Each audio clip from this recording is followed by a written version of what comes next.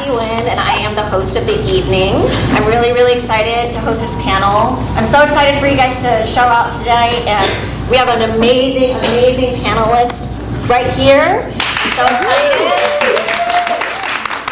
I'm going to give you a little spiel about who I am and how I got involved with ACE NextGen. I own a coffee shop in Kansas City called Cafe, and it is Kansas City's first and only Vietnamese coffee shop. Wow. I'm not from Kansas City, I'm from San Diego, and I was a Broadway performer for over 10 plus years. Okay, that's a big deal. Okay. That's a really big deal. Broadway performer, hello. Yes, I was actually on the tour of Miss Saigon, and Oh my God. yes, but the pandemic shut down my show, and so all auditions, show business kind of shut down. So during the pandemic, coffee was my passion project. And I ended up moving to Kansas City because my ex-boyfriend was there. And but I saw that there was not a lot of Asian representation there. And so I started selling coffee, Vietnamese iced coffee on the street to try and make some friends. And it started to really take off. And then a lot of the community there, a lot of the community there saw that there was a need for API representation in the Midwest. And so I was like, you know what? I was born and raised in San Diego. I spent 10 plus years in New York. I really want to bring the California Asian, the New York Asian representation to the Midwest. And so that's what I'm currently doing. And so with ACE, I jumped in like blind completely. I needed a community and a cohort to help me learn about business. I was a performer. I didn't know shit, to be honest. And I joined, and it was actually one of the most wonderful experiences. I joined actually the biggest retreat of the year. I had no idea. And we went to Zion. We spent a few days together. Cool. And it was so amazing. It was not just bonding, but you got to learn about business. You got to learn about each other. And we actually had like a women's circle there that organically came up and was so beautiful. Wow. And so I'm really excited that we get to be part of this tonight. One of our goals tonight is to not just educate you about ACE NextGen, but to bring a very human experience to what it's like to be a female entrepreneur and also an Asian female entrepreneur, right? And so a lot of the questions tonight are more about emotion and how we feel and how to conquer those issues and struggles. And so we also want to open up to you guys to make sure that you have time to answer or ask questions to our beautiful panelists. So I would love for them to introduce themselves, and we'll just get right into it. Okay, go ahead. Hi, you guys are at my boutique. Thank you for coming. Chloe, we have a mic if you want. Okay, I'm pretty loud. Okay.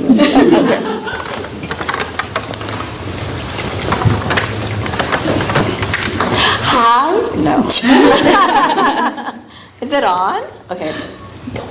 Hi. No. Oh, it needs to be turned on. Hello. Yeah. Is that better now? Yeah. Okay. Hi, you guys are at my boutique. So this is, let me see. I've been in business now for 24 years. Next year will be my 25th. So get ready for the biggest fashion show ever that's going to hit Houston in next year. So I was in the Rice Village for 23 years and this location for 2.5 years, you guys? So 3 in March. In 3 March, I just signed my lease for 7 years in February, freaking out because it was scary as hell. But I'm a fashion designer / retail buyer / alteration lady / janitor /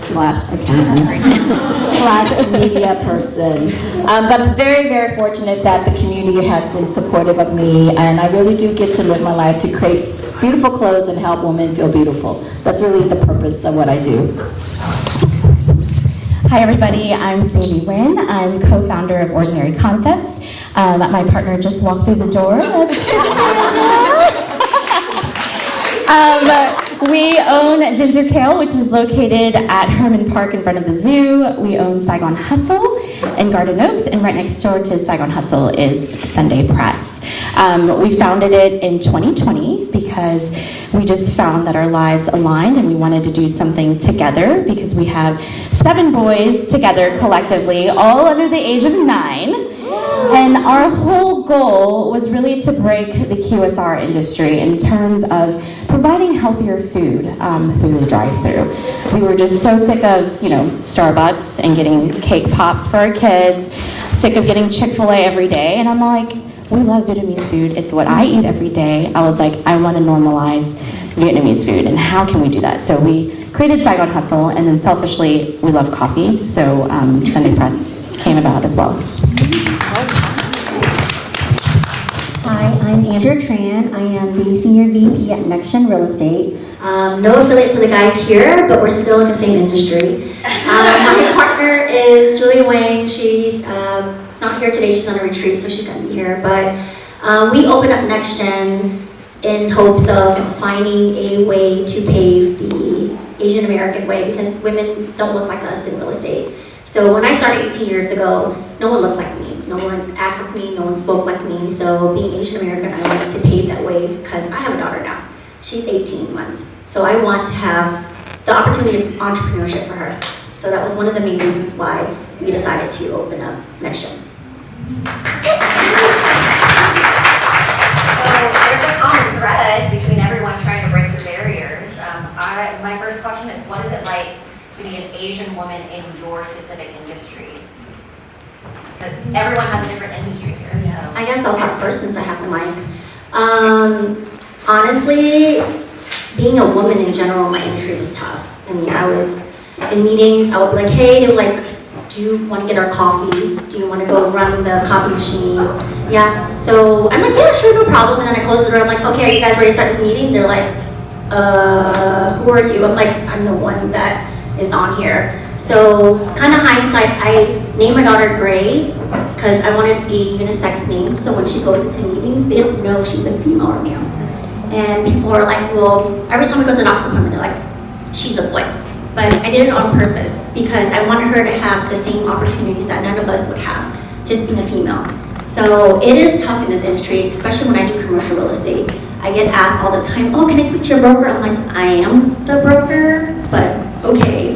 So it's tough to pave the way, being also Asian American too. They don't think that we're smart enough, or they think all we do is can add or be a CPA or a doctor or a lawyer, but that's not the case, because I think all of us here can speak about entrepreneurship. And I think that people don't realize that we're actually kind of smart. We kind of know what we're doing. So, you know, it's nice to see that we're up here speaking about such topics. So I'll let Sadie speak next. I think we live in a day and age, especially with social media and things like that, that it is a lot easier for women today, just because we do have a platform and we have each other to lift each other up. I started my career over 20 years ago in the restaurant industry, and it was extremely difficult because I was the only female in this industry, opening up a Vietnamese restaurant at that time, and I had really no experience opening up a place. Two, really had no assets at 22. And so when I would go knocking on banks' doors, they were like, well, sorry, I can't help you. And I literally probably went to 15 banks and they all said no. But I wasn't gonna take that for an answer. And I just kept telling my story and my vision and what I wanted to do. And unfortunately, one of my customers happened to know a chairman of an Asian bank. And he's like, you know what, I know a Mr. Wu. And let me get you an introduction. I'm like, okay. So I made my pitch, and he said, you know what? I'm gonna give you this loan, but there are parameters, and I'm gonna show you how to structure your deal in order to get the loan. And that was a pivotal moment for me, because really it's about persevering and keep going. You don't take no for an answer until you find the answer, until you find someone who can maybe mentor you and teach you the way. So you gotta stay resilient as a woman and as an Asian entrepreneur. You gotta keep going. Maybe Mr. Wu concept? I mean, woo-woo from Mr. Wu.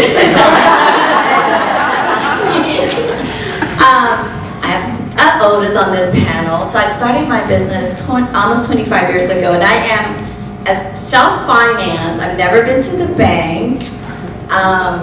And maybe I should have, honestly. That's a lesson, maybe, you know, actually working with a CFO, and she's like, girl, why are you using your own money? You need to use other people's money. So it's been, you know what, maybe because I'm in fashion, it's not, and I actually had a strong role model as my mother who started the business. We were not speaking any English, having a snack bar, and she's always been self-financed. So that's always been my role model. And working in fashion, it's just, I honestly, it wasn't that tough for me. I hate to say it. I've always just self-financed, did my own thing, follow my own rules. And I think if you are really smart about what you do in your finance, I think you can do it too. Definitely as I got older, I definitely need guides. So the main part is when I know when I need help. I actually had my business about to go down in 2008. So I think the biggest lesson is when you know you need help, reach out. So thank God for Rice University Master Program. I actually was assisted on the financial end. I did everything, 6-month consultation. And even to this day, I reach out when I know my weakness. In certain department, I can't do everything, but I've been very fortunate to surround myself and know when to reach out for help. Amazing. Yeah. With that, what are some of your fears when it comes to running your business? Me, I'm so new in my business. I fear not making payroll. Like, honestly, every week I have to pray that someone goes and buys a cup of coffee, like every single day. And so, How long have you had your business? a year and a half. And so I'm at infancy stage. It doesn't go away. I It know. doesn't go away. I'll be honest, I tell my staff, this is the biggest rent that I ever had to pay. I just signed this lease in February. I've never paid a lawyer to read my contract, but this contract was legit. I paid a lawyer. I've never paid this much money for just someone to read a lease. I've never paid anyone for interior decorating, which I did, but I ended up, well, anyway.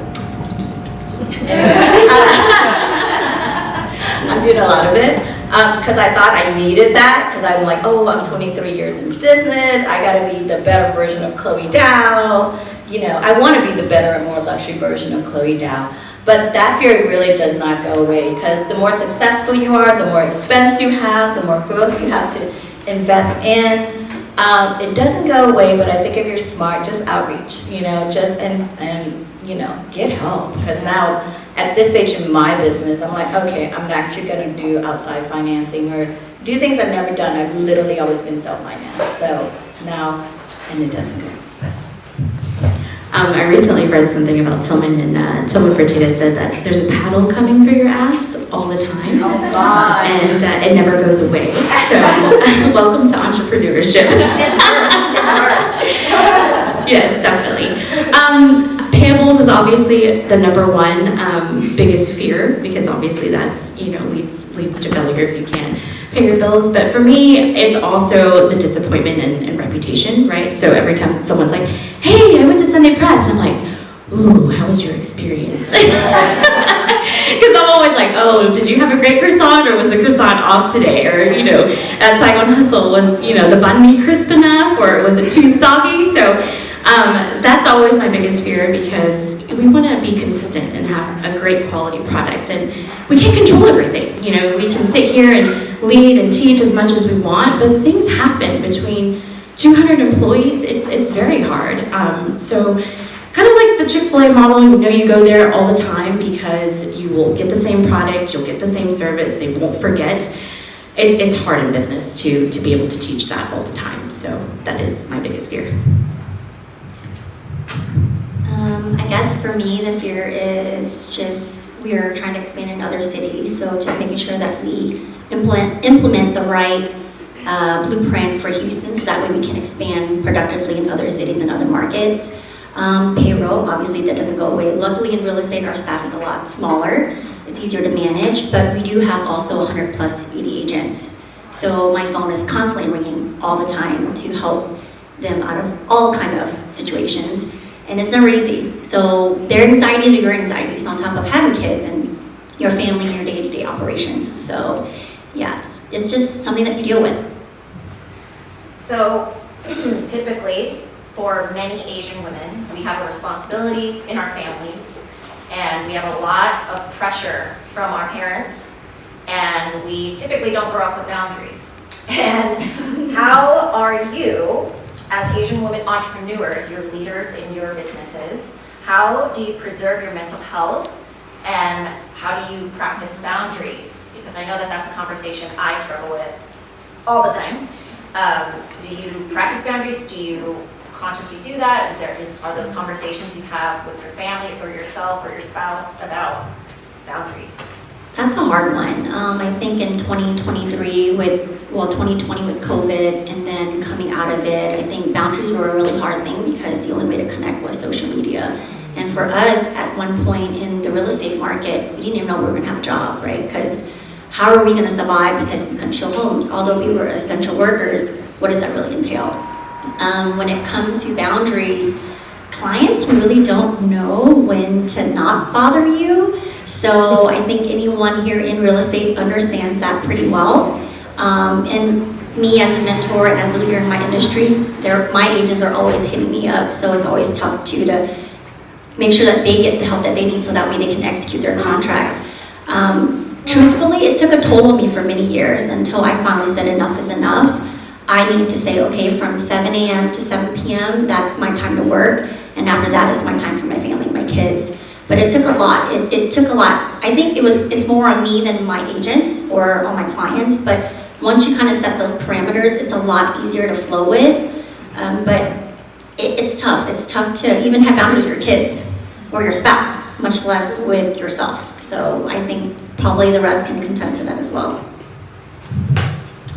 I would say for boundaries, a lot of it has to do with my parents because they're very, very overpowering. So saying no is okay. Like, no, I'm not going to do that right now for you. I'm going to do it tomorrow.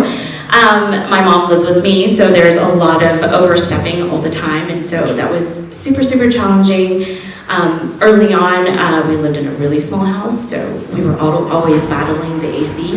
It was the AC war.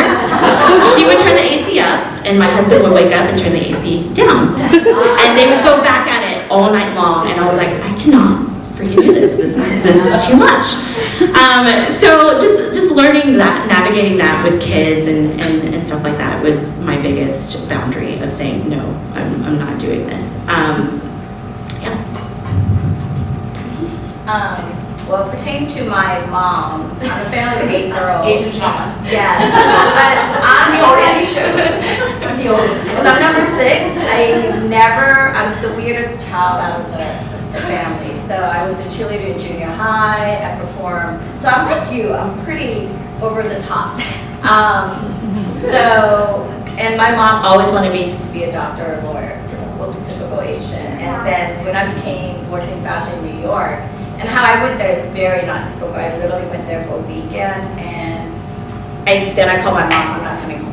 I'm coming home, I didn't come home for years.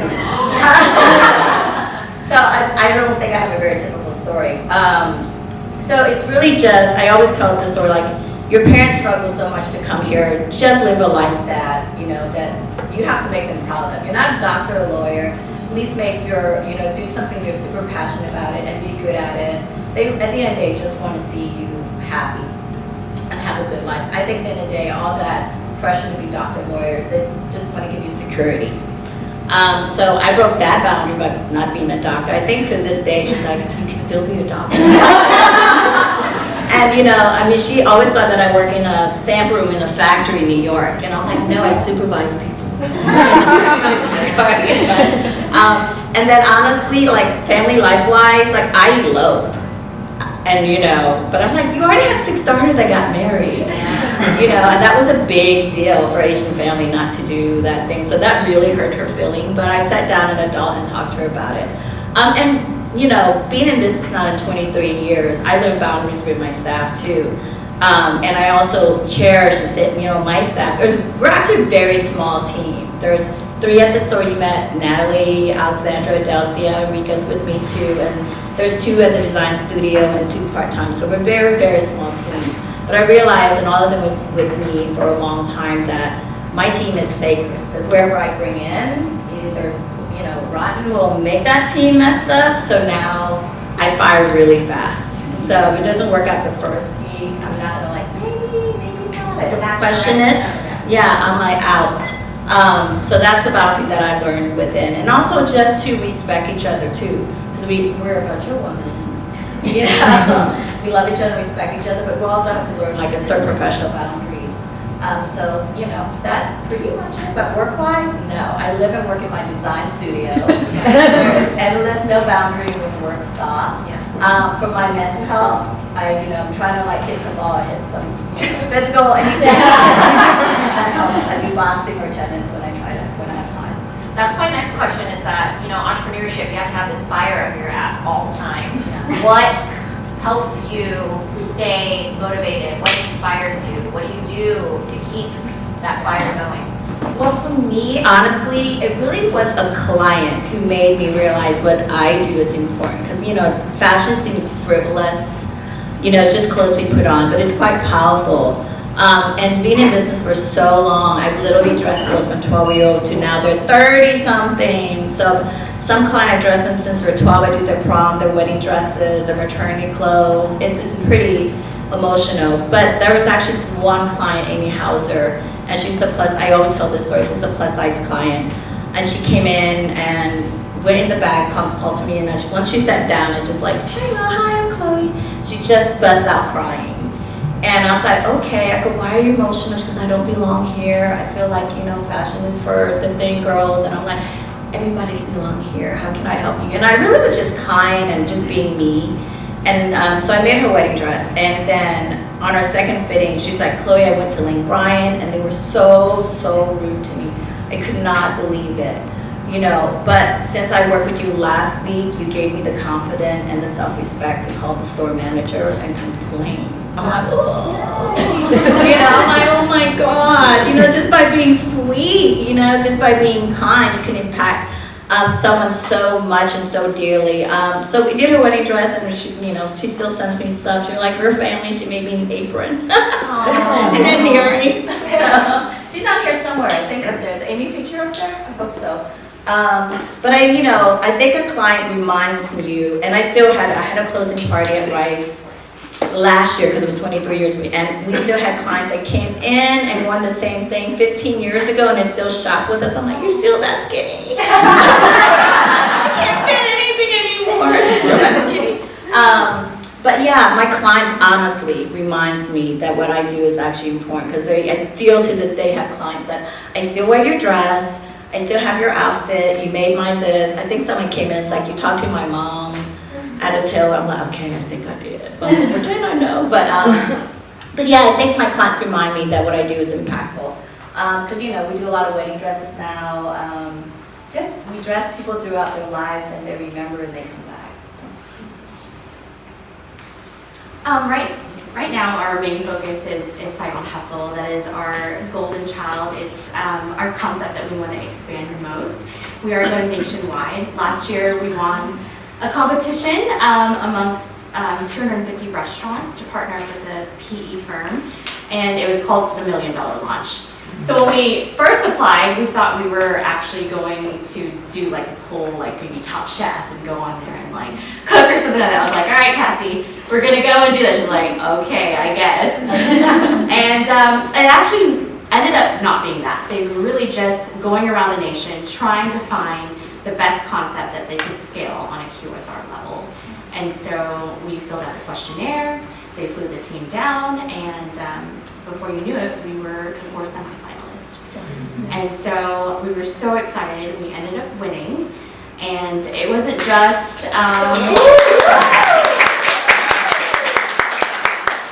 we didn't just win $1 million. We actually won a partnership to expand. So the $1 Million Launch was just to see if we could do the one together and then expand from there. So we are going nationwide. We have our first location is going to be Spring Branch, right at Whitty and Long Point. So that is perfect. So that is the driving force for us. We're trying to build a legacy for our kids, and we're so excited to be the first Vietnamese QSR.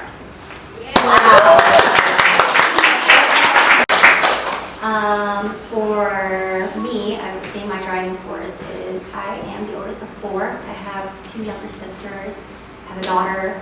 My partner has a young daughter as well. And I just want my kids and the future of Asian Americans that look like us to wake up and say, hey, I want to do what she does.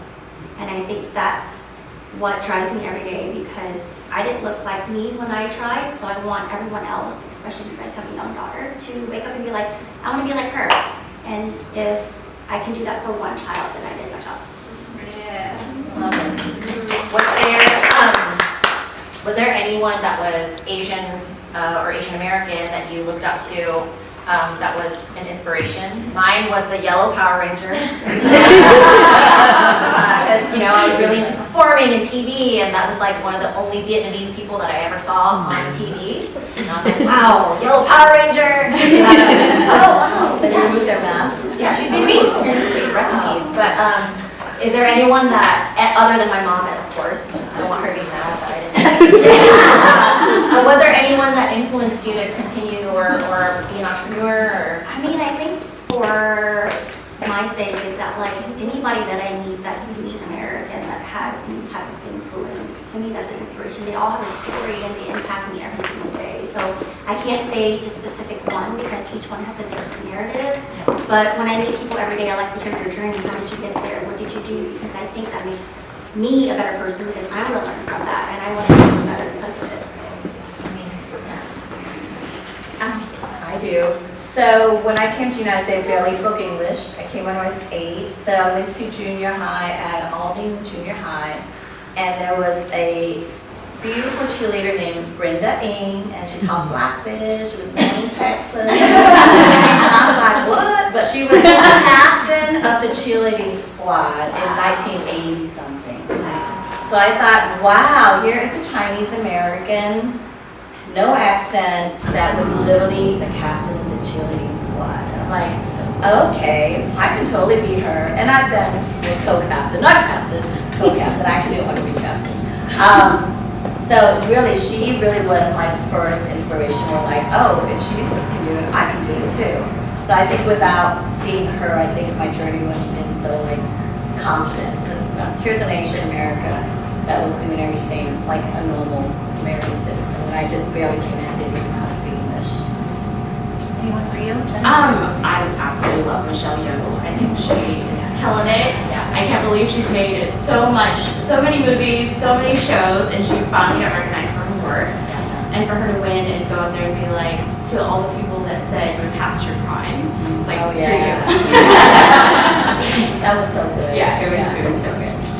Any words of advice for emerging entrepreneurs that are sitting in this room right now? Things that you would not do again, things that you would do again. Is there anything I that sticks think out? for me, it's meeting as many people as you can and telling your story because you never know what one person can do to change your life. I think that's so important. They may not do something for you immediately, but maybe a year from now they'll be like, oh, I remember you're trying to do this. I have someone to connect you. And it's always worked for me. Like throughout my whole career, someone random will contact me at some point in time and remember my story. So I think that's so important. So don't lose your voice. Don't forget to tell your story. I think it doesn't matter how old you are, it doesn't matter what age, you can always start over.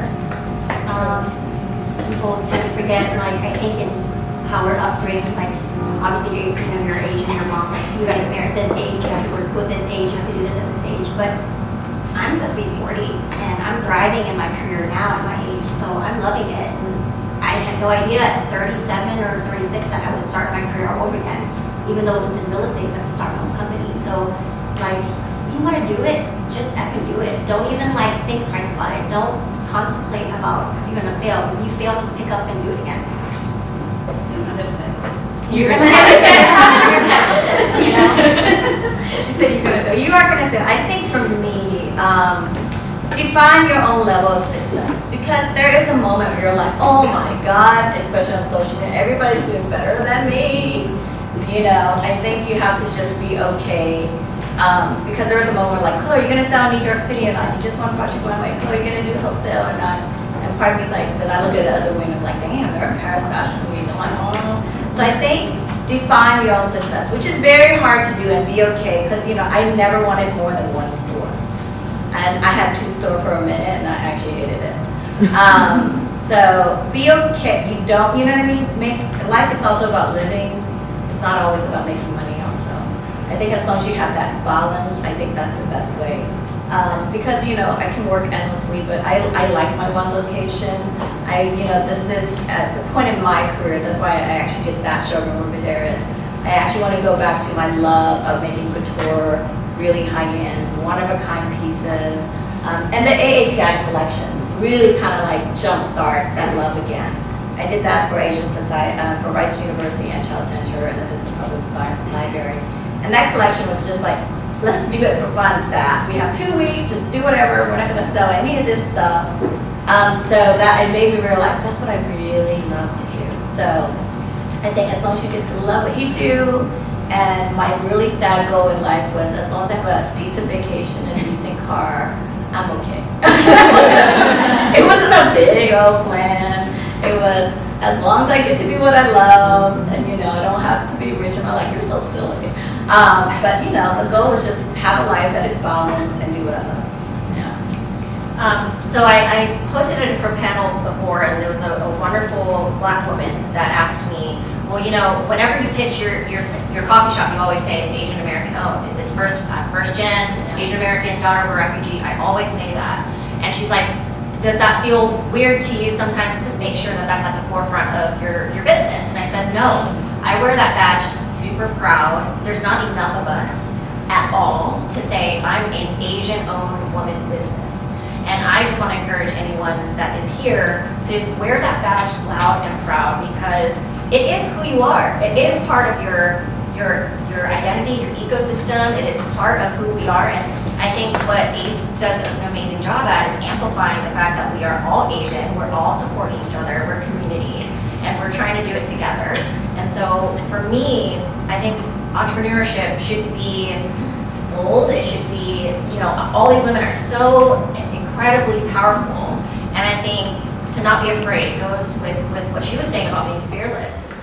And I think if there's any fear of you being like, oh, I don't want to always say that, I'm for Asian-owned business, it's like, no, wear it so loud, wear it so proud, because there's not enough of us that say it.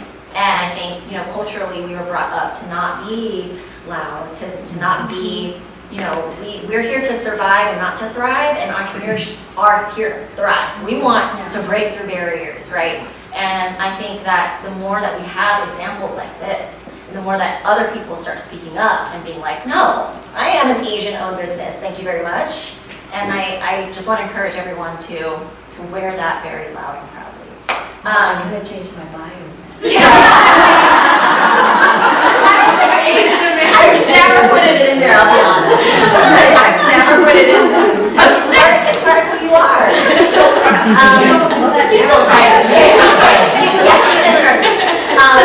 Another question that I have is, what are some of your goals for this year? Personal, business? I know. Yeah. You made us choose 3 words, right? Yeah. Three of them. Three goals. 3 goals. Okay. Weight, I want to be 115. That's the truth. I'm at 138, so I'll leave it up there for 2 pounds ago. Is this real, Mary? You want it real? I need help zipping up this dress tonight. You're beautiful. It's a little Spanx in there, but all good. And the goal, honestly, is, one reason I'm hosting here to let people know that I'm at MKT, and it's about the new evolution of Chloe Dab brand, which is really about celebrating art and commerce, and do it in a way that if you love fashion, come to that room, you're going to get to see stuff that is just beautifully made, because I love the art of creating. I love beautiful fabric. I love doing one of a kind. I just love just helping anyone feel beautiful, because that's one lesson I did learn. And I still can't forget it, because I had a client who I was working with, and I said, this looks beautiful on you. Do you feel beautiful? She said, yeah, I look beautiful, but no one's ever told me that I look beautiful. I'm like, oh, I know. It stays with you. It's like heavy on your heart. So just realizing that there are people out there, that never had that moment to feel beautiful, and sometimes you just don't know how to get, dressing is not that easy. So it's an art form. You do have to take care of yourself. This took a few minutes. But what was I saying? Goals. Goals to remember stuff. Just to remember. Really, my work and just growing my team, and really just sharing my story, my knowledge. I'm old now. I'm 52. What am I? 52. 52. For real, for a moment, I forgot. Looking good. Thank you. about to go to Korea and do something, but South Korea or North Korea? Let's keep it out. I know with my last self, I was there. But really, just growing the business and doing a lot more social media and just like sharing my story, letting people know I am a style expert because I love fitting. And just making this more like an art installation and people come in and just have fun with it. Yeah. How about you? I would say accountability, and when I say that, accountability in the sense of making others accountable. I always like to like do it myself, like, oh, I can do it. I can probably do it faster, and you're gonna do it wrong. I'm too tired. So letting go a little bit is what I'm working on, which I'm getting better at. So the last couple months, I haven't had to be IT girl in the last couple months. So I'm like, that's a huge win for me. So they know to like power it off, turn it back on, make sure it's plugged in. So now they know those steps, and I'm like, yes, they're getting it. I've been around 23 years, still gonna do it. And I think simplicity. I think sometimes we like to do too much because I'm a yes person, and I'm like, yes, we can do it, yes, we can do that. So just simplifying things as we grow our brand and grow the menu and things like that, I think that's really important to remember. So I always have to remind myself of that. Some of my big goals this year is learning to be in my soft girl era. It's tough for me because I always carried the masculine shield most of my life, being the oldest. Most of my relationships, I've always had to make the big decisions. So this year, I want to be the female. I want to enjoy raising my daughter and our kids, and I want to be able to travel this year. I think this year is more about self-love. I think we've been through enough trauma the last couple of years that we can kind of breathe some, and interest rates are down. So let's see what happens this year. How can the people in this room support you?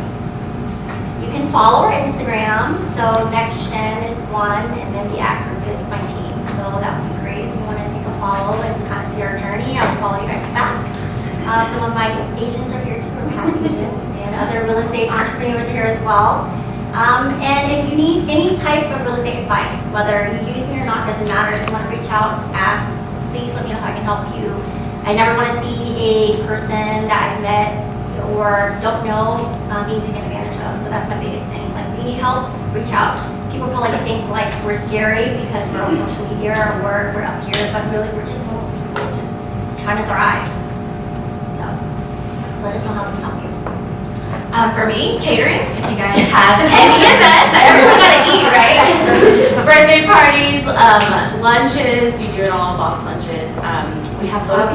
Yes, we have both brands, so we can do sandwiches, box lunches of that type, and then obviously Asian food. So I mean, vermicelli bowls.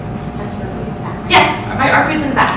So please try some. Did you win the bun maker ball? We did. We won this past year. Delicious. It is basically a noon banh mi, pork sausage banh mi, and you can dip it with the sauce. And we brought the noodle. Oh, you did? Okay. So you just wing everything. We try. We don't win everything. There's a lot of things you don't see. But again, probability. Okay, that was actually shot tonight. You have one. But you know, I know you Asians, there's like 50-65% off over here. And then just let the word out. You know, we quietly have been not really showing it, but now we actually do a lot of custom designs and even custom recut. So like anything that is my design, you can actually get any color, any fabric. But yeah, come and just shop with us. And if not, just come hang and just enjoy beautiful clothes and just look at, you know, couture pieces and stuff. Yeah, so everyone, before we open up to Q&A, follow everyone on socials here. Word of mouth is also a beautiful way to support. You never know who might need someone, especially in someone trustworthy API. They want to make sure that it's like you said, you know, for me, I would want you to design something. It's a trifecta. You got housing, food, clothing. We just need a Dr. Dan. What the heck? I want to anyone have a question? Anything. Don't be shy. Please. Don't ask my age. Are you okay? When you joke your ass, I went, huh? Any questions? Yes? You mentioned kids, a few of you.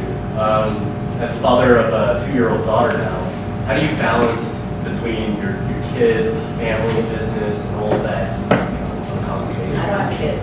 I don't. Oh, I have a lot of help, but we cushion it that way to have a certain lifestyle. I still love to go out and I still love to drink. So we cushion the mother and we cushion the nanny. And because we own restaurants, I mean, it is very, very hard to have a normal schedule in the sense that, like, if something happens, we literally make in the middle of dinner and we'll have to get up and go. So it's very important to me to always have 24/7 help, and that's helped me be able to function. You're never going to have a day off. Yeah. I mean, you're going to use the restroom and it's going to be right there at your door. So the truth is, it takes a village, truly. And, you know, right now, like, my nanny's in Vietnam and I have no help and I'm like, yeah, I'm like, please someone take my child. But, you know, I'm learning how to balance that too right now as myself. So there is really no boundaries, just getting really good help. If you have like parents or aunts, uncles, friends, cousins that are willing to help be part of that village, it really does help. And your kids become well-rounded too because of it. Other questions? Yes? As a man, how can we be better allies to our friends who are, business owners or to a partner? Are you asking like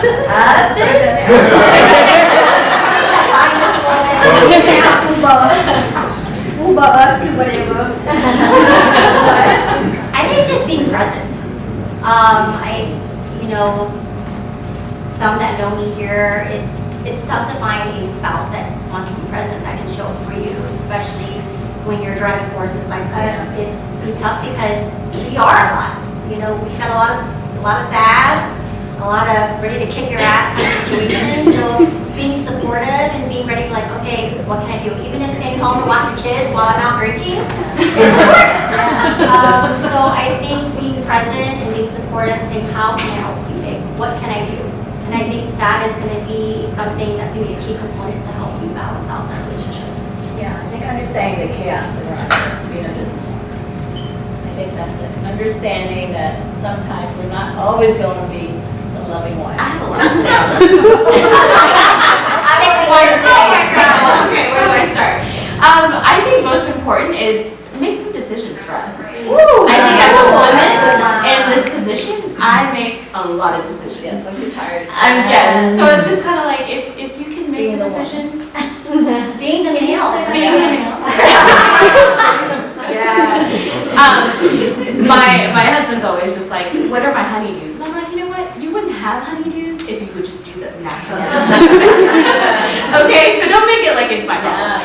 But no, I think taking the initiative, I think that's the most important thing. If you can take initiative, just help out, like without having a woman ask. That is the best advice I can give you. That is so amazing. And I'd say, like, don't be afraid to be wrong. I would prefer you to take the initiative instead of being afraid. Be like, I wasn't sure you wanted what you wanted. Just do it. I'd rather you just try. Yeah. Get it. So just order for me. Yeah, just do it. Yeah. That's me personally, though. Any other questions? That's a loaded question. I know. Thank you for trying. Yes. So, what was the deciding moment for you to say, I'm ready to just risk it all and start a business? I was tired of chasing after the white male in corporate America for the longest. And I said, F it. If I fail, I'll just figure it out. And I could be a waitress, I could be whatever it is. Like, there's a will, there's a way. And I know that saying is very cliche, but why would you want to be the cookie cutter? That would be the best question for me to you. Why would you want to be that person when you can actually pave the way yourself? I think just like having kids, it's never a right time. You just got to do it. There's never a right time. You just have a vision, you need to jump into it. Otherwise, it's not going to happen if you don't make that decision now. I I'm kind of reverse. I always knew I wanted to be my own boss because of my mother. Because, you know, she's been on her own boss and had tons of businesses. So when I moved to New York at whatever age I was, 28 maybe, I planned it that I was going to be my own boss. So I did every job so that when I can open my business in Houston, I knew how to do everything. I was a fashion designer, pattern maker, retail girl, sales girl, window dresser, janitor. The only thing is I didn't learn business accounting, but I'm still around. So I always knew I wanted to be a business owner. So when I did move back, I moved back with I had no pride. I moved back with my mom and dad. I drove the Corolla. After one project went away, I still drove the Corolla. And people were like, is that Chloe in the Corolla? Yeah, and it smells like Chinese fast food. So, you know, you just gotta go for it. It is scary, it's still gonna be hard, but you gotta just be ready that you really want it, because it's not an easy ride. I think you have to commit to it and know that's gonna be up and down. And I think the biggest secret is know when you need help. So you can't do it alone. You really cannot do it. And like, I like to say, if you're kind of thinking about it, that's your cue. If it's already in your mind, as women, you have a great intuitive gut feeling, and you know when you should do something. And for me, I have this life here, and if I try this, I can always go back to this. But if you don't know what this life is going to be like, you know what I mean? You should just try, because you can always go back to the one that you already have. So I don't look at it as failure. I look at it as like, okay, I just kind of reset. There was another question. Oh, Yeah? me. So, as a man speaking to a woman, like, my main question is, of course I'm a very driven person as who I am in business, because I deal with like millions of dollars on the table. So, for the fellas that have an actual spouse as well, like, when you come to your spouse, like, how do you guys balance the actual balancing act? When you guys are both in business together, how do you guys manage that actual balancing act? Because sometimes you may get frustrated when you come home from some particular meeting, you come home from the main business day. Like, what do you guys do to actually talk about things instead of just kind of hashing out how like other people do, how they mostly argue, and then it's a things of a unnecessary force. What do you guys do to actually manage that? I think it's also knowing yourself. I mean, if you know that you're having a rough day, and I think we're all self-aware when we do, just take a step, sit in that car for a minute, and like breathe before you walk in, because it's gonna be chaos, right? You have the kids going, the nanny going, the dog, your phone's ringing, and then the last thing you want to do is lash out to your spouse. Don't get me wrong, it's an easy punching bag. Yeah. But I mean, it's not their fault. They don't know what your day went through, and they're supposed to be your support system. So if you ruin your support system, then what do you have left? It's harder than obviously speaking about it, but just being cognizant of your situation every time, I think that reset button makes a huge difference. At least for me, like, he doesn't know that I have a bad day, so why am I gonna sit out here, right? Like, he's at home taking care of the kids and trying to make my life easier while I'm out there trying to conquer the world. Then what am I doing? You know, taking it out on my other half. So it's tougher than you think, but we do it when we don't even know we're doing it, just because you're in your work mode all the time. Yeah. I think for us, we come home and there's like this kind of like safe phrase that like when he snaps or I snaps, we always look at each other like, are you okay? It's that look, and then it's like, oh shit, you know, I shouldn't have said it like that, or I shouldn't have treated you this way, and it's like, oh my god. And so for us, that's kind of how we like realign, because we're like, it's not his fault, it's not my fault, like, and so we have kind of like a safe phrase that we get to. I stay on my phone. And chill out, try to be a better person, you know, because I know when I'm not in a good mood. So I try to be more self-aware, and sometimes if he's not that aware of it, I'm like, how can you tell me? How, you know, we've been together for so long. How can you not know I'm not in a bed, you know, in a good mood? Never assume. You never assume. But we know each other. I can tell anything about it. But sometimes you just have to be vocal. Like, I'm in a bad mood. I need time away. You know, or you know, you can be honest with your husband. Like, or I'm like, you look like you're in a bad mood. I'm gonna go and do something else. So it's just really communication. It just really boils down to it. Not get your hurt, feeling hurt. You know, sometimes husband can be needy too, where like, I just can't give right now. I actually, there's a couple of things, like I have 10% of energy right now. I need to review, and then we can come back together. I think it's just boils down to communication. Yeah. I think one major point too is sometimes I'll tell a story, and I don't really want you to tell me advice. Oh, so true. Okay, because that happens to me all the time, and I'm like, oh my god, that just makes me more upset. And so when I finish, I go, I don't want your advice. I just want to hear you out. And that 100% helps me so much because it avoids me from like feeling more. Oh, yeah, shaking their head like, yeah, that's right. I say, okay, I just want to hear you. I want you to hear me out. And I tell the story. And if I want your advice, I'd be like, I'm going to ask for it. And so I think with that clear expectation, because obviously we communicate differently, I always set that up first because I'm venting and I just want that. I don't want to hear this or that or you should do that because I said, I already did that. You know what I mean? So I think that's a little bit. What other questions do we have? Yes. Oh, yay. We have more questions. Yes, in the back. If you could talk to your 18-year-old self, what 3 advice would you give yourself? Your 18-year-old self. Don't date.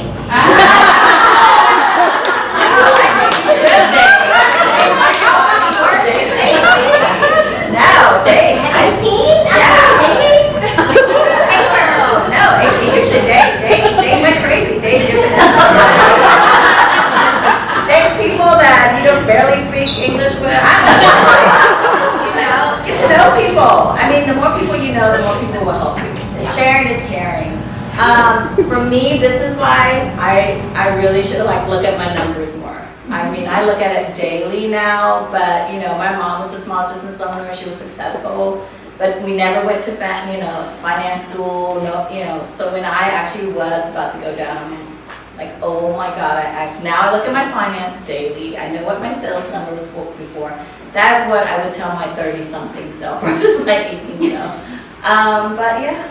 Follow your dreams and just network and have a little fun. Don't be scared. Be brave. I think if anything. I mean, you know, my life has just been a little interesting because I just take, you know, I did Project Runway because I wanted to. You know, like I got a job for this lady because I'm the best you're ever going to find.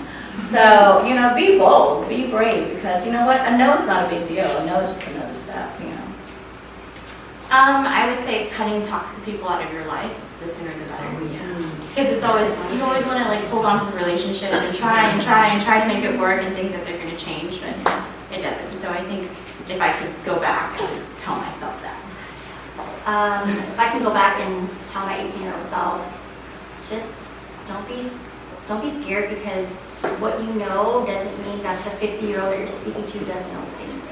I learn every day from like my 18-year-old agents. I'm like, you're ready to do real estate?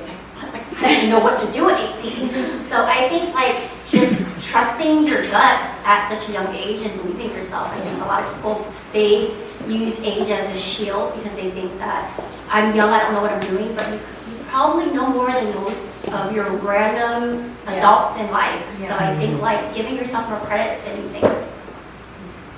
I would definitely say live life for yourself and not for your parents. Because we love and respect our culture, we love and we have to, honestly. Like that is our duty culturally. But that cannot be your lighthouse. Like you're gonna be the one that is living that life. And we want to always do it with respect for your family and respect for your parents, but make decisions for your own self. Like, I'm all tattooed, I did theater, like, I got therapy, okay? But that was what I needed for me, and now my mom loves me and respects me and knows that, you know, she couldn't tame it, but I always encourage people, like, just do what you want to do. Don't do it for your mom, because like, if you do it, you're gonna be so happy and fulfilled, and that's what your parents want for you anyway, right? What other questions? I saw a few right here. So, knowing what you know today, if you were to start over from zero, what 3 steps would you take to be where you are today? Starting from zero. If I have the knowledge I have today, Yeah, but you have to start from 0. What 3 steps would you take to get to where you are today? not afraid of going on my own. I think, we all get afraid because we all think we have to work in corporate or work under someone, and just not be afraid to just pull the trigger and do it. With the knowledge I have today, obviously with numbers and having the, accountability, I think for sure just swallowing the pill and just jumping all decks on board. Loaded Really? question. Yeah. It's so deep because it's like it could be like 3 hours. In terms of business, I mean, it really is true when you look at a marketing plan or a business plan, you really do have to follow that to a T, because that sets the foundation to your business and whether or not you're going to succeed or fail. Location is a huge one. Parking is a huge one for me. I think learning all those things along the way, it's so important. And it's a never-ending journey, because even though you open one, you may think, oh, I know it all. But the second one is very different, and so is the third. Your learning curve never stops. And so just don't stop learning, and don't stop networking and doing the research and meeting people, because that's really how you get your knowledge.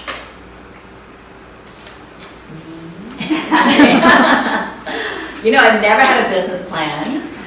For real, never had a business plan. I started my business with some credit card and some savings from working in New York, and some my parents' money that I literally paid back the first year. But I think that's silly too. I think now I'm definitely going to use the other people's money, which I haven't done yet, but I'm going to. What would I tell myself? I don't know. I'll be honest. I'm pretty proud of my crazy journey, because I always have done things for myself. I've always been, I'm just going to do it. Because you know what? I had 7 sisters, so all of them were like, none of us are lawyers, and none of us are doctors. My poor mom. None of us married doctors. None of us married lawyers. My poor mom. But she's always given me the confidence to just also do whatever I want. I don't know, I wouldn't change anything, because I think where I'm at now is because I learned all my mistakes, and I'm still making mistakes. The one thing that I would change, instead of changing, that I wouldn't change, I've never been afraid of failure. I really never have, and I think I'm like you. If I fail, I'm okay to work at McDonald's. I mean, I don't want people to recognize me, but I would be okay doing jobs that I need to do to pay the bills, Failure's okay, because when I almost failed in 2008, literally, I never looked at my books, I was working my butt off, and my sister's like, you're about to go out of business. You have a few months, and she's like, I even put money in your bank account. Like, you did? But I came back, and my business has been very successful, but that has now made me more proud that I survived it. I enjoy the success a lot more, and and now I know how fragile it is. So I wouldn't change anything, because I've never been afraid to fail, and I always am constantly learning and knowing that I don't know things. I don't know so many things. It's crazy. But I know what I don't know, and I know when I need help. So I think as long as you know that, the journey will still be fun. Yeah. I think failure is a good thing, because it actually tells you the roadmap of what not to do. Yeah, you have to fail. I think you have to fail. You can't always be successful. And you are, then it's not, I don't know, it's not juicy, and it's not. Then you're just a unicorn. Yeah. Then all that, are you really successful? I mean, because you got to compare yourself, because growth is going to be failure. There's another question. Yeah.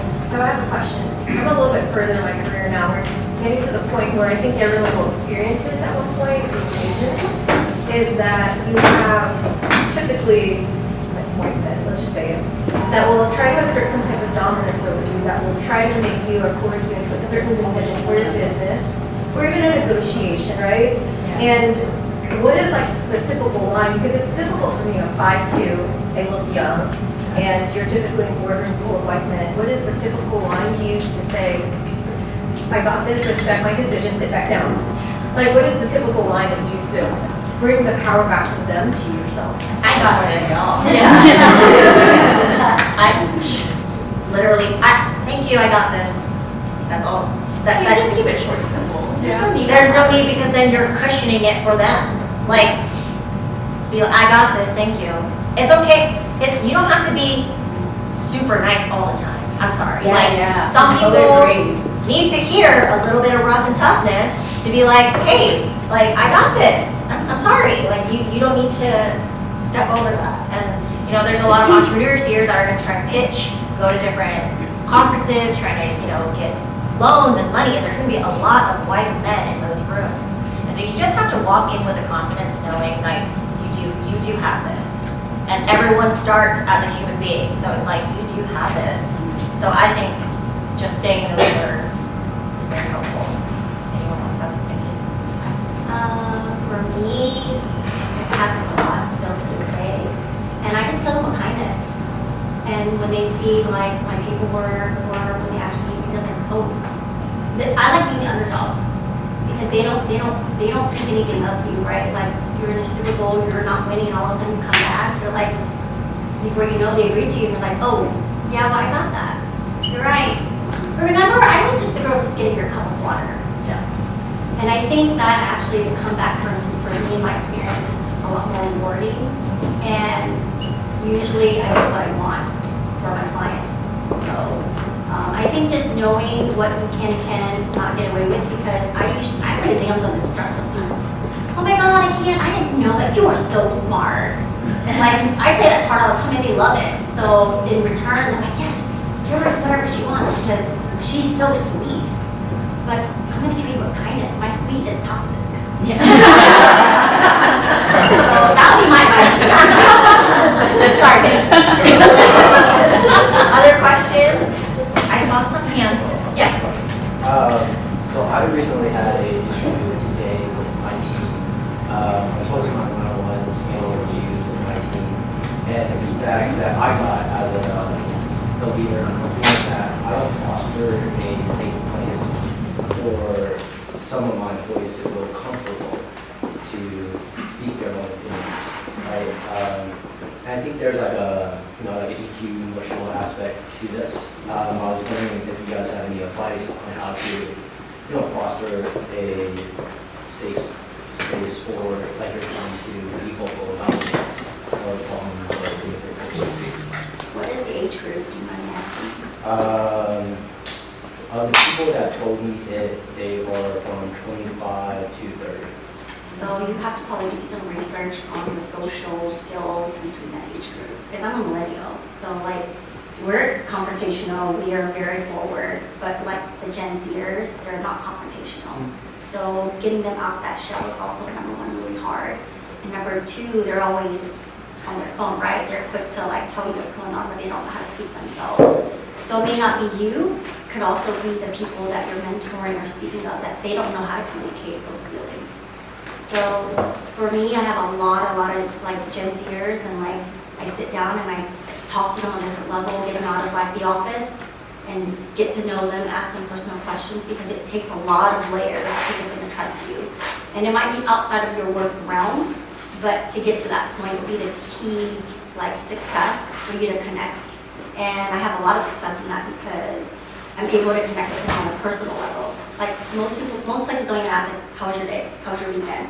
Oh my God, how's your mom doing? How's this doing? I saw your TikTok, it's great.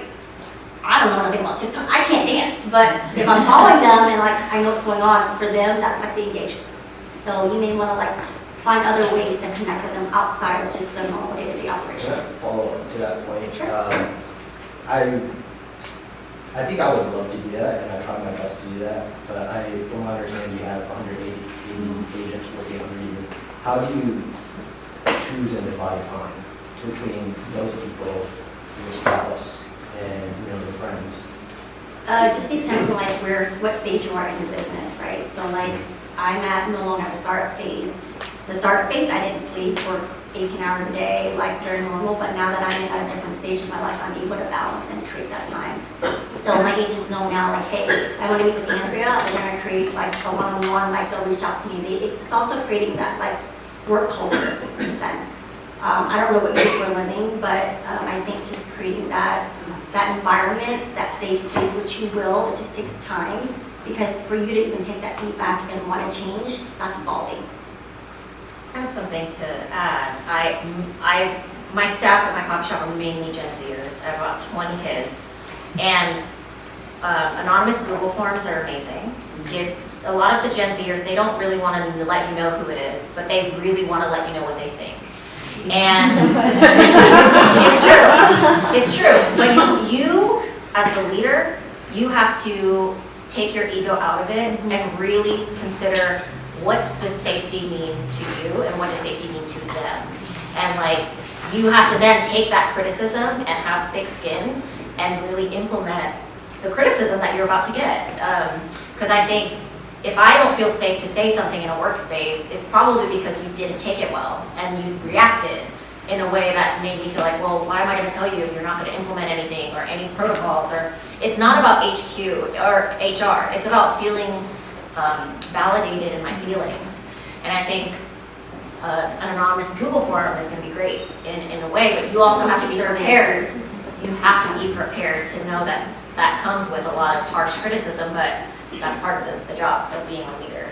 So I encourage you to do that, but it's kind of scary because you'll get a lot of harsh words. Open up a can of worms. Yeah. But you need to hear it. I mean, we have critique sessions and we have difficult conversations where even like my voice is shaking because I don't want to deal with it, you know, but I have to deal with it because if it festers, it's going to ruin your whole team. So it just needs to and it's really just letting them know that you will listen, which is validate their emotions, you know. And sometimes it's just listening. Sometimes they just need to vent, and they just want you to listen and maybe see some action so they know that what they're saying is actually effective and it's going to change. It's scary though. Yeah. What other questions should we have for everyone? Yeah. You go first. You guys are a fantastic panel. I am a big words of affirmation girl, and I would love to know what's something that you would tell yourself every day to get you going, feel yourself proud and excited, like, I'm going to have a joyful day today. What sparks you? I used to go, just do it. And it's from the Adam Sandler movie. Tells what's his name? I'm thinking Nike. No.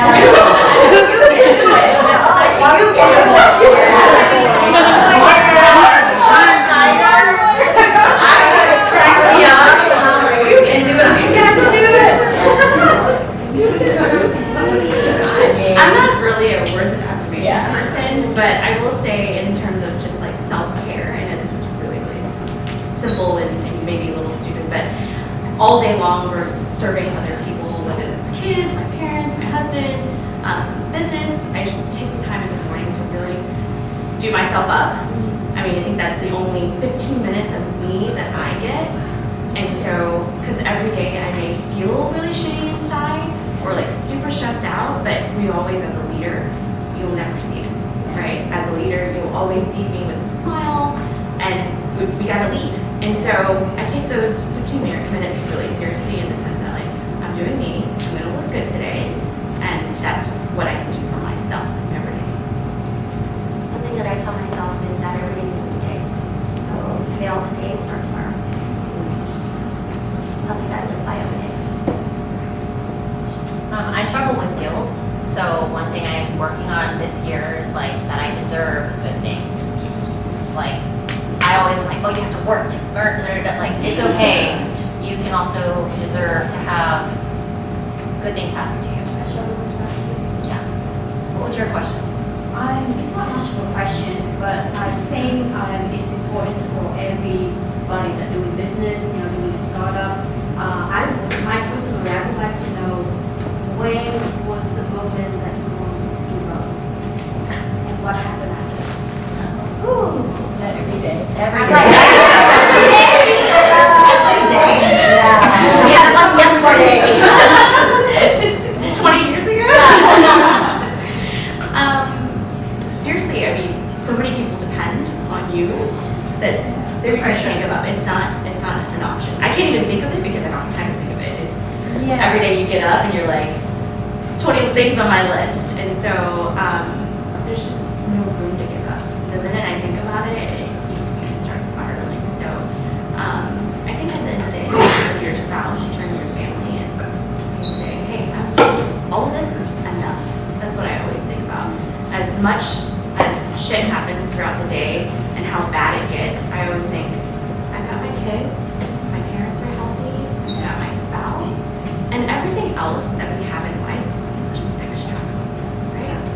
It's just extra. Everything that our parents went through is nothing what we go through today, right? Like losing a country and all these things, like, we're good, this is good. So that's what I always remind myself, is that all the things that we work for, it's just extra. You know what? I always feel very lucky that I get to do what I get to do. I'll be honest, because every day is unpredictable, completely. So that's why I don't want to give up. Because at the end of the day, it's pretty fun being an entrepreneur and being your own boss.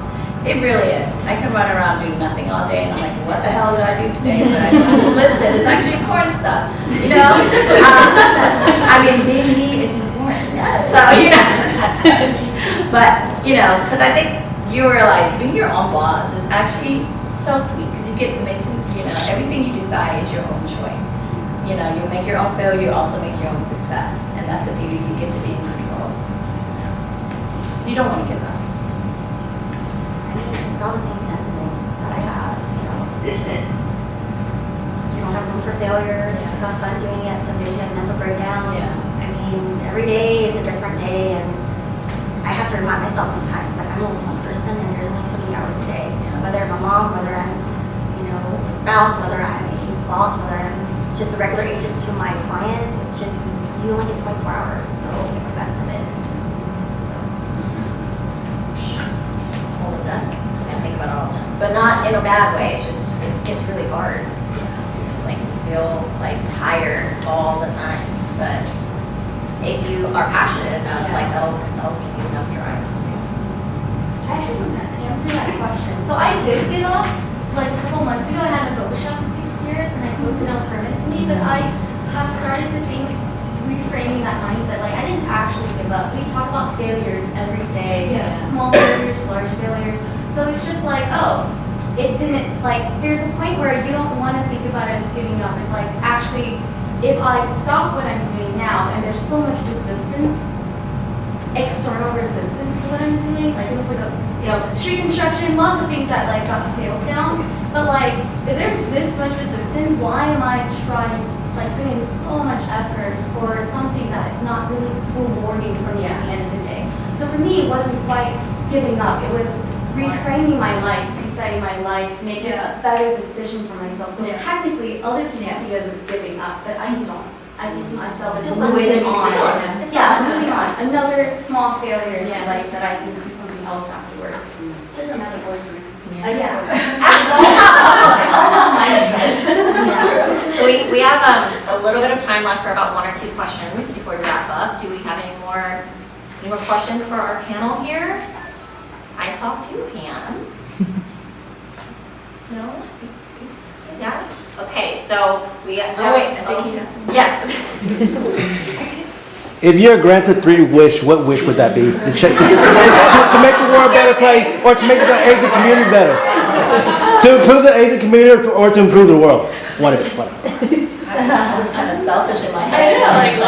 I mean, honestly, just make stuff and I don't have to sell. I love creating. I make chandelier, I make furniture, I make this. If I could just make stuff and not worry about money, I'd be happy. Operate and not worry about the finances, done. Yeah. I can operate all day long. It might not be fun then. Yeah. True. Might be even more fun. Unlimited budget. Yeah, unlimited budget. Beautiful restaurant. Endless reading. If I can just sit and read a book, not my phone. When we get back to the joy of just reading a book and not have 10-minute, my brain now is a little messed up because of the phone. I would love to have that no phone life before the phone existed. I think that was a better, joyful life. That's 2 already. I really said it, all the money in the world. All the money. That's all it boils down to. Why don't we shop? Oh, I did want to say something about money. And I think the conversation about money and being proud that you want to earn a lot of money. And I think a lot of women don't talk about the fact that, I want a lot of money. I want a lot and I want wealth.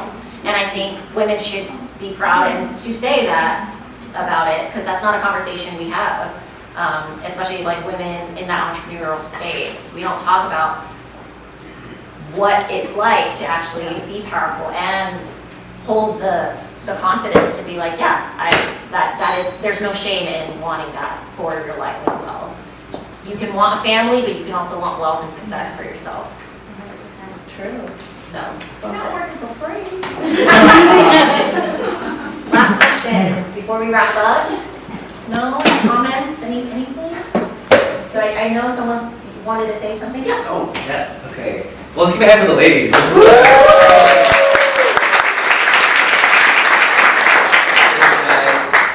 You guys don't know me, I'm RK. With the board for ACE NextGen, women's hosting this one, not next to real estate, much just a couple of announcements. The first thing I want to say again is thank you guys so much for being a part of this. They dedicated a lot of their time for this, and really thank you guys. We do panels every couple of months or so, but I'd say this is probably the most engaging one, a ton of questions, so thank you guys for being so engaged. We got the ladies a little gift.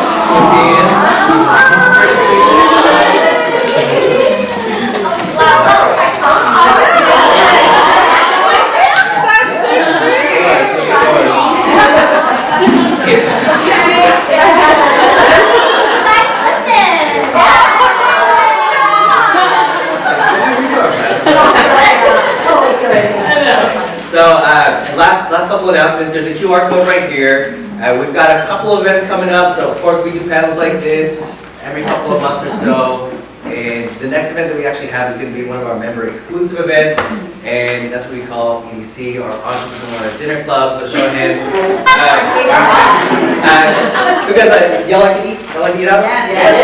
Okay, perfect. So, of course, we like to support API businesses, so this March the 20th, we've got an omakase style event at a super discounted rate for all of our members.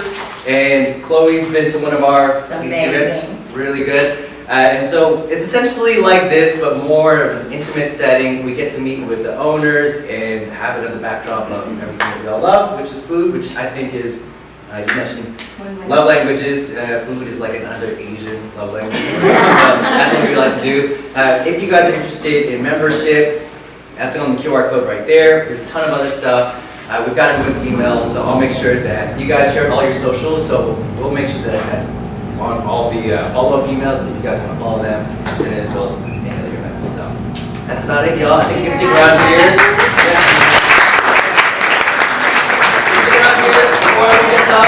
We want to take one photo with everyone. Great.